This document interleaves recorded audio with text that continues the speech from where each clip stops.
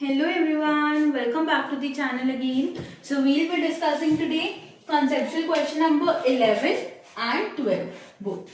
ठीक है, तो देखो इस क्वेश्चन में क्या बोला गया है कि जो आपकी ग्रेविटेशनल फोर्स है अर्थ की वो जीरो हो सकती है अगर हम कुछ हाइट पे मतलब हाइट अबव ले अर्थ से। तो देखो ये मेरी अर्थ है, ठीक है, ये क्या होगा अर्थ का रेडियस आर, ठीक है। अब मैं कुछ हाइट पे एक पार्टिकल ले लेती हूँ एच, तो सॉरी पार्टिकल पी ले लेते हैं जिसकी हाइट क्या है एच, ठीक है।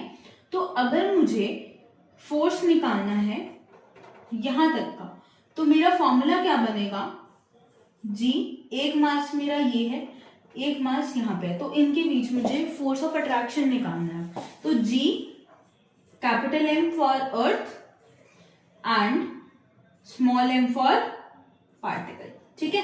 बाय में कितना डिस्टेंस है उन दोनों के बीच में, आर जो रेडियस है, ठीक है, उसके ऊपर एच, ठीक है, तो आर प्लस एच का होल स्क्वायर, ठीक है। अब देखो इन्होंने ये बोला है कि वो कभी जीरो होगा। देखो अगर मुझे फाइनाइट हाइट पे दे रखा है, मुझे बता रखा है कि इतनी हाइट पे है मेरा पार्टिकल, तो मेरा जो फोर्स ऑफ अट्रैक्शन है वो जीरो नहीं होगा, ठीक है, जो ग्रेविटेशनल फोर्स है वो जीरो नहीं होगी। लेकिन अगर मुझे आर प्लस एच इन्फिनिटी मिल जाता है, ठीक है, उस टाइम पे क्या हो जाएगा, ये फोर्स ऑफ अट्रैक्शन या फिर ग्रेविटेशनल फोर्स जीरो हो जाएगा, ठीक है। क्योंकि हम क्या देखते हैं, जब भी हमारा डिनोमिनेटर में क्या हो इन्फिनिटी हो तो वो नंबर क्या बन जाता है हमारा जीरो, ठीक है, वो वैल्यू क्या हो जाती है जीरो हो जाती है।